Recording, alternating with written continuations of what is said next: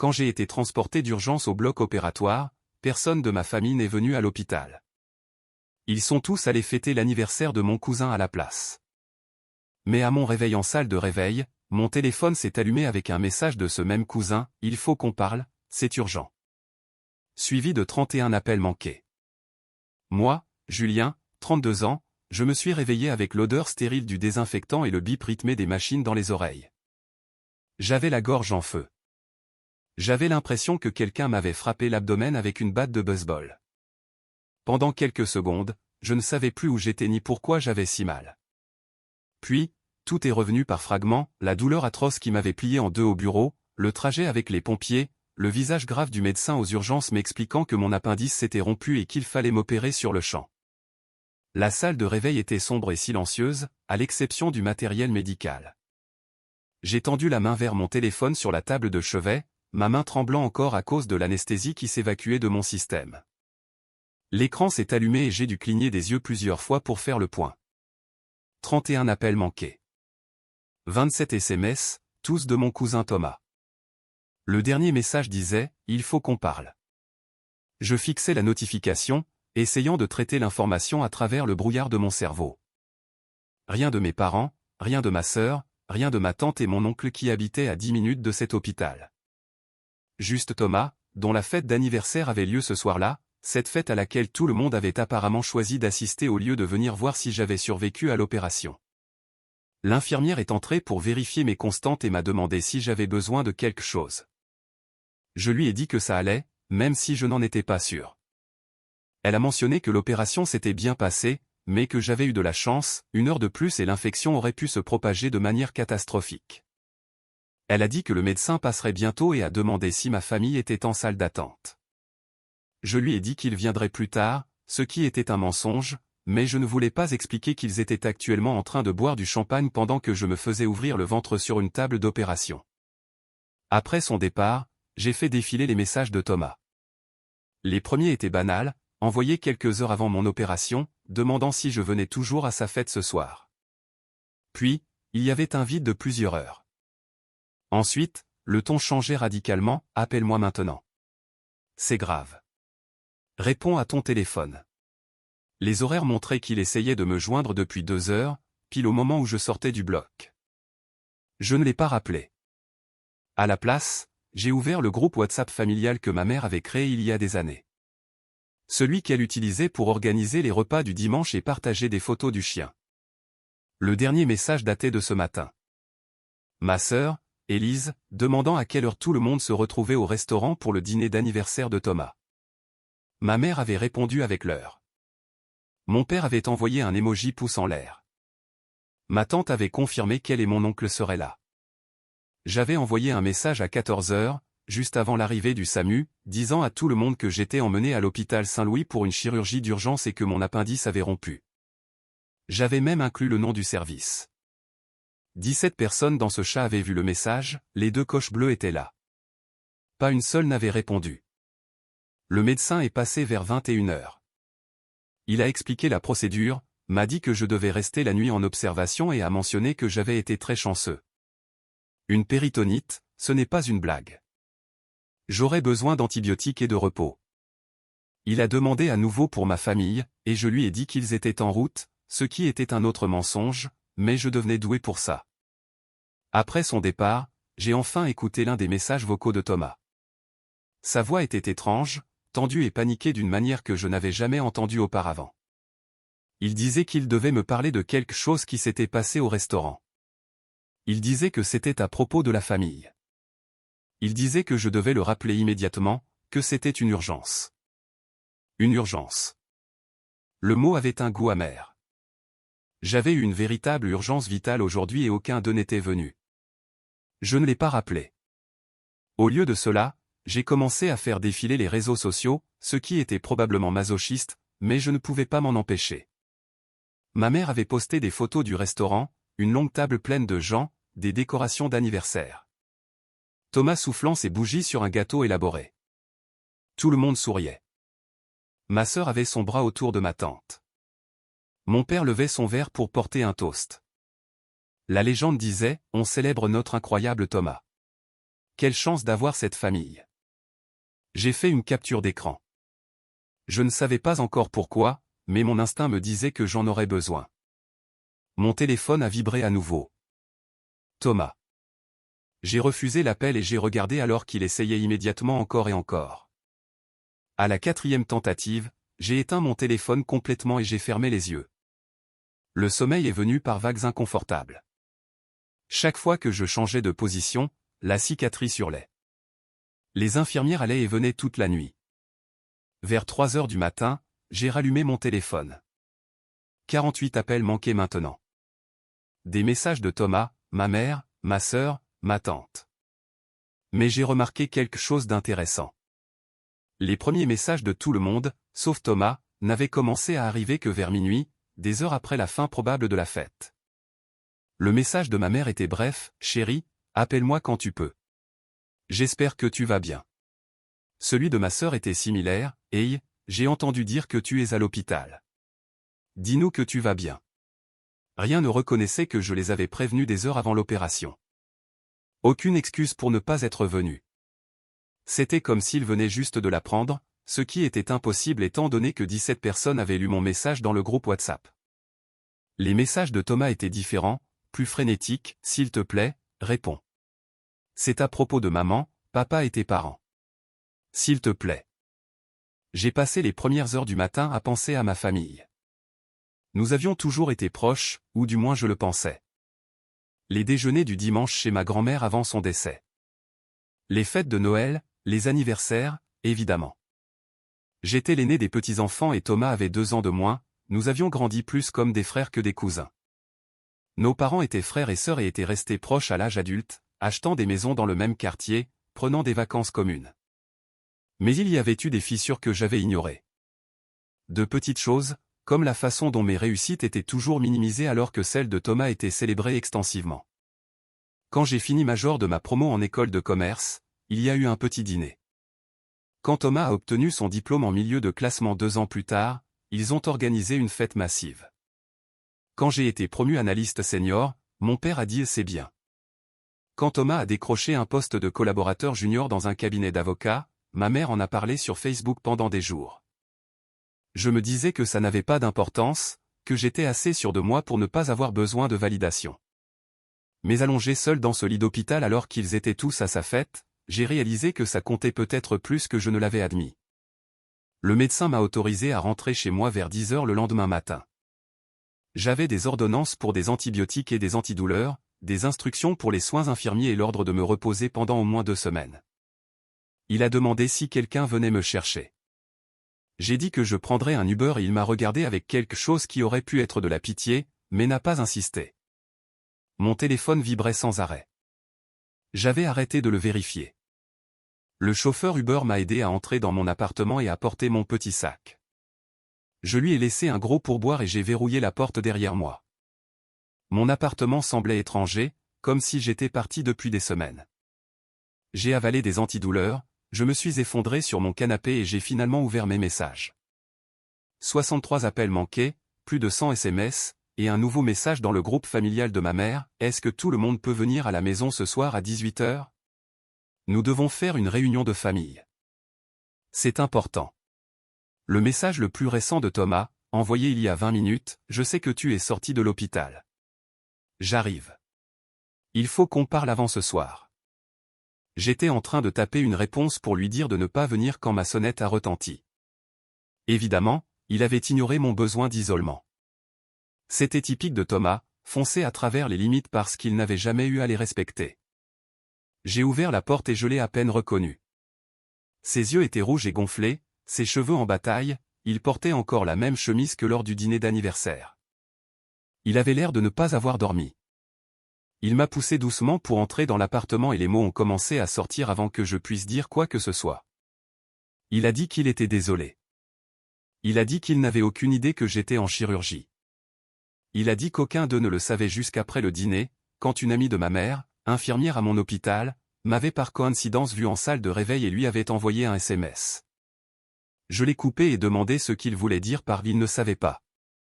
J'avais envoyé un message dans le groupe. 17 personnes l'avaient lu. Son visage s'est tordu. Il a sorti son téléphone et m'a montré le groupe WhatsApp familial. Mon message n'y était pas. Le dernier message visible était ma sœur demandant pour le dîner, suivi des réponses sur l'heure. Mon message d'urgence avait disparu. J'ai attrapé mon propre téléphone et ouvert le chat. Mon message était toujours là de mon côté, envoyé à 14 heures, marqué comme lu par tout le monde. Mais sur son téléphone, il n'existait pas. Quelqu'un l'avait supprimé. Thomas s'est assis lourdement sur mon canapé et a mis sa tête dans ses mains. Il a dit qu'il avait compris pendant le dîner. Nos mères avaient agi bizarrement toute la soirée, chuchotant entre elles, vérifiant leur téléphone constamment. Au moment du dessert, sa mère avait soudainement annoncé qu'elle ne se sentait pas bien et qu'il devait partir tôt. Son père avait accepté immédiatement. Mes parents avaient échangé un regard et dit qu'ils devraient probablement y aller aussi. Thomas avait été agacé. C'était son anniversaire et il partait avant les cadeaux. Mais ensuite le téléphone de sa mère a vibré et elle a oublié de cacher l'écran. Il les avait confrontés directement sur le parking. Il leur a demandé de quoi ils parlaient, qui était sorti du bloc. Et ma mère a essayé de détourner la conversation, mais sa mère a commencé à pleurer et tout s'est effondré. Je suis resté assis là, les médicaments rendant tout légèrement irréel, et je lui ai demandé ce qui exactement s'était effondré. Il a dit que ma mère avait supprimé mon message du groupe de discussion en utilisant la fonction supprimer pour tout le monde. Elle l'avait vu, avait paniqué, et l'avait effacé avant que quelqu'un d'autre ne le voie, ou du moins elle le pensait. Elle l'avait dit à sa mère immédiatement, et elles avaient convenu de ne rien dire à personne parce que c'était l'anniversaire de Thomas, et elle ne voulait pas le gâcher. Elles avaient décidé qu'ils iraient tous à la fête, passeraient un bon dîner, et qu'après, ils s'occuperaient de ma situation. J'ai répété la phrase. Ma situation. Mon appendice rompu et ma chirurgie d'urgence étaient une situation à gérer après le gâteau d'anniversaire. Il pleurait maintenant, disant qu'il était désolé encore et encore, disant qu'il n'y serait jamais allé s'il avait su. Aucun d'eux ne l'aurait fait. Mais nos mères avaient fait un choix et tout le monde avait juste suivi parce que c'est ce qu'on faisait dans cette famille. On suivait. Je lui ai demandé pourquoi il m'appelait si désespérément s'il ne l'avait découvert qu'après le dîner. Il a essuyé son visage et a dit qu'après les avoir confrontés sur le parking, tout avait explosé. Son père était furieux. Mon père était sur la défensive. Ils avaient tous commencé à se crier dessus sur le parking du restaurant. Ma mère avait insisté sur le fait qu'elle avait pris une décision exécutive, que l'opération avait déjà lieu et qu'il n'y avait rien qu'il puisse faire de toute façon, alors pourquoi gâcher l'anniversaire de Thomas? Sa mère avait accepté au début, mais s'était ensuite énervée en réalisant à quel point cela paraissait horrible. La dispute était devenue si vive que d'autres personnes du restaurant étaient sorties voir ce qui se passait. Quelqu'un avait menacé d'appeler la police. Ils étaient tous montés dans leur voiture et mes parents étaient rentrés chez eux tandis que ses parents avaient suivi, continuant de se disputer. La dispute avait continué chez mes parents jusqu'à presque 2 heures du matin. Thomas a dit qu'il essayait de me joindre parce qu'il voulait me prévenir avant que je ne parle à l'un d'eux. Il a dit que ma mère prévoyait de contrôler le récit lors de cette réunion de famille ce soir pour faire passer ça pour un malentendu ou une erreur technologique. Il a dit que je devais connaître la vérité avant d'entrer dans cette pièce. Je lui ai demandé ce qu'il voulait que je fasse de cette information. Il m'a regardé comme si j'étais fou. Il a dit que je devrais être furieux. Je devrais les confronter. Je devrais les obliger à s'excuser. Mais j'étais fatigué et j'avais mal partout, et j'avais déjà commencé à former un plan différent. J'ai dit à Thomas de rentrer chez lui. Il a protesté, mais j'ai insisté. J'ai dit que j'avais besoin de repos et que je verrais tout le monde ce soir à la réunion de famille. Il est parti à contre-cœur, me faisant promettre d'appeler si j'avais besoin de quoi que ce soit. Après son départ, j'ai passé l'après-midi à réfléchir, à planifier et à passer quelques coups de fil. Mise à jour 1. La réunion de famille était censée être à 18 h, mais je suis arrivé à 17h45. Ma mère a ouvert la porte et a immédiatement essayé de me serrer dans ses bras, demandant comment je me sentais, disant qu'elle avait été si inquiète. J'ai reculé et lui ai dit que j'allais bien. Son visage a vacillé. Culpabilité peut-être, ou frustration que je ne joue pas le jeu. Tout le monde était déjà là. Mon père dans son fauteuil, ma sœur sur le canapé, ma tante et mon oncle dans la salle à manger sur des chaises tirées vers le salon. Thomas debout dans le coin, l'air misérable. La scène était prête pour la performance que ma mère avait prévue. Elle a commencé à parler avant même que je ne sois assis. Elle a dit qu'il y avait eu un terrible malentendu. Elle a dit qu'elle n'avait jamais vu mon message dans le groupe, que cela devait être un bug technologique. Elle a dit qu'au moment où ils avaient découvert que j'étais en chirurgie, c'était déjà fini et j'allais bien. Alors, ils ont décidé de ne pas me déranger. Elle a dit qu'elle espérait que je comprenais. J'ai demandé à voir son téléphone. La pièce est devenue silencieuse. Elle a demandé pourquoi je voulais voir son téléphone. J'ai dit que je voulais voir le groupe de discussion pour constater ce bug technologique par moi-même. Mon père est intervenu, disant que c'était ridicule. Que j'étais paranoïaque. Que je faisais toute une histoire pour rien. J'avais eu une opération et j'allais bien et tout le monde était là maintenant. Alors quel était le problème? J'ai sorti mon téléphone et ouvert les captures d'écran que j'avais prises. Celles montrant mon message dans le groupe envoyé à 14 h, marqué comme vu par tout le monde. Celles montrant tous leurs visages souriants au restaurant. Horodatage, 20 h. Celles montrant le post Facebook de ma mère sur la chance d'avoir cette famille. J'ai demandé qu'ils m'expliquent comment ils étaient chanceux pendant que j'étais seul dans un lit d'hôpital. Ma sœur a dit que j'étais dramatique. Que c'était juste un mauvais timing. Que ces choses arrivent. J'ai dit non, ces choses n'arrivent pas juste comme ça. Quelqu'un les fait arriver. Thomas s'est avancé et leur a dit d'arrêter de mentir. Il a dit qu'il m'avait déjà tout raconté sur ma mère supprimant le message, sur leur accord pour aller à la fête quand même, surtout. Le visage de ma mère est devenu pâle puis rouge. Elle s'est tournée vers Thomas et a demandé comment il pouvait la trahir comme ça. Elle a dit qu'elle essayait de protéger tout le monde. Elle a dit qu'elle avait pris une décision de chef de famille, et que parfois cela signifiait faire des choix difficiles. Je lui ai demandé ce qu'il y avait de difficile à choisir entre une fête d'anniversaire et la chirurgie d'urgence de son fils. Elle n'avait pas de réponse à cela. Ma tante a commencé à pleurer et à s'excuser. Elle a dit qu'elle avait suivi le mouvement, mais qu'elle s'était sentie très mal tout le long. Elle a dit qu'elle avait voulu partir, mais que ma mère l'avait convaincue que tout irait bien.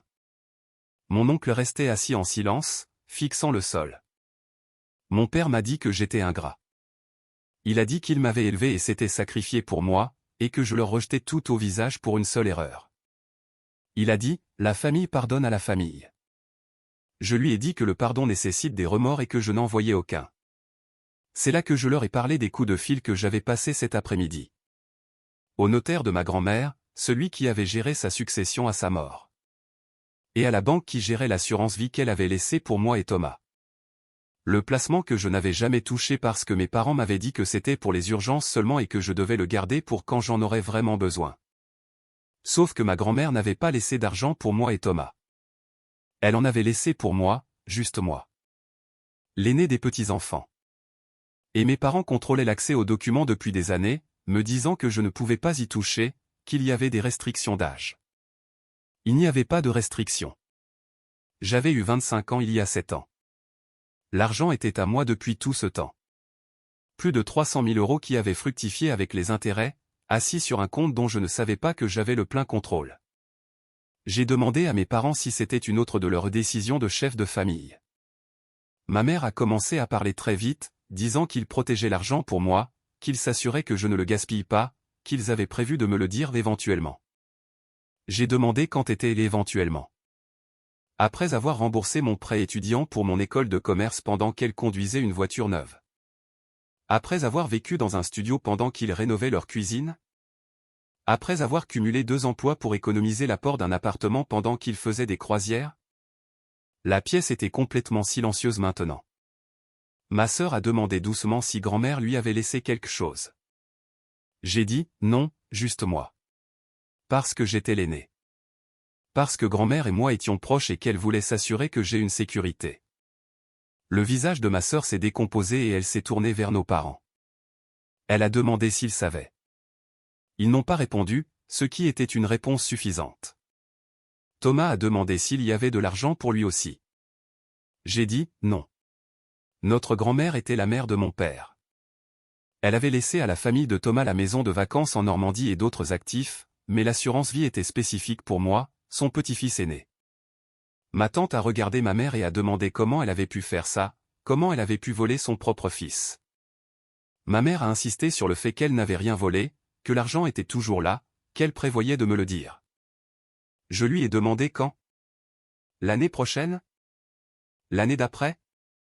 Après avoir supprimé combien d'autres messages sur combien d'autres urgences? Mon père s'est levé et m'a dit de partir.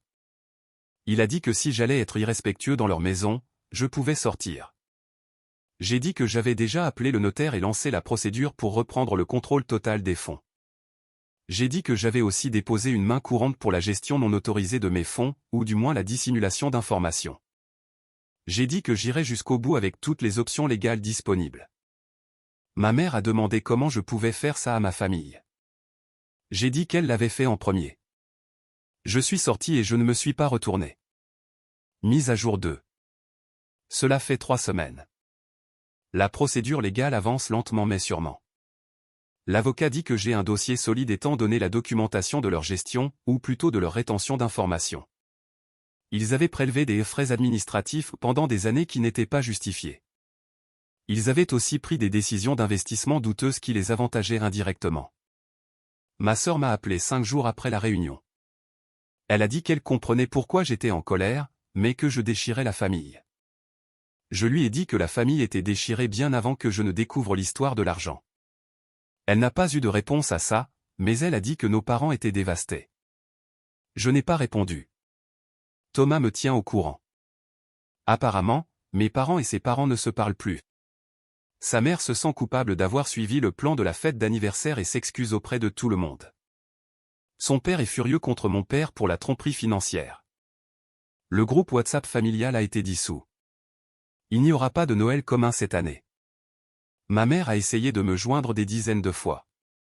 Mon père a envoyé un seul SMS me disant que j'étais mort pour lui. Je n'ai répondu à aucun des deux. L'argent de l'assurance vie est maintenant sous mon contrôle. La totalité. J'ai remboursé mon prêt étudiant en un seul virement. Je regarde pour acheter une maison. J'ai réservé les vacances au Japon que je repoussais depuis 5 ans. Et j'ai ouvert un compte épargne que personne d'autre ne peut toucher. Ma cicatrice a bien cicatrisé. Le médecin dit que je récupère plus vite que prévu. Je travaille depuis chez moi et je fais des promenades le soir. Mes collègues ont envoyé des fleurs et des cartes. Mon meilleur ami de la fac est venu me rendre visite le temps d'un week-end. Des gens qui n'étaient pas liés à moi par le sang se sont manifestés d'une manière que ma famille n'a jamais faite. Je pense parfois à cette nuit à l'hôpital. Au fait de me réveiller seul après l'opération. À ces photos de fête. Au choix que ma mère a fait de supprimer ce message. Elle avait dit qu'elle protégeait tout le monde. Mais en réalité, elle protégeait l'illusion. L'illusion que nous étions une famille unie, que rien n'allait mal, que nous étions au béni. La vérité, c'est que nous n'avons jamais été aussi proches que les photos le suggéraient, et les fissures étaient là depuis le début. J'étais juste trop disposé à les ignorer. Thomas m'a demandé hier si je leur pardonnerais un jour. Je lui ai dit que je ne savais pas. Le pardon n'est pas quelque chose auquel je pense en ce moment. En ce moment, je pense à construire une vie qui ne m'oblige pas à me faire plus petit pour que les autres se sentent plus grands. Mon cousin m'appelle encore régulièrement. Il dit que la famille le pousse à me convaincre d'abandonner les poursuites judiciaires. Il dit qu'il ne le fera pas, mais qu'il veut que je sache à quoi je suis confronté. J'apprécie son honnêteté. J'ai commencé à voir un psychologue. Elle dit que les traumatismes familiaux sont complexes. Elle dit que j'ai le droit d'être en colère. Elle dit que la guérison n'est pas linéaire et que je ne devrais pas la précipiter. J'essaie de suivre ce conseil. Parfois, tard le soir, je me demande ce qui se serait passé si cette infirmière ne m'avait pas vu par coïncidence. S'ils n'avaient jamais su pour l'opération, s'ils étaient juste allés à la fête et rentrés chez eux sans jamais savoir que j'étais seul dans cet hôpital. Je pense qu'ils auraient été très bien avec ça. Et cela me dit tout ce que j'ai besoin de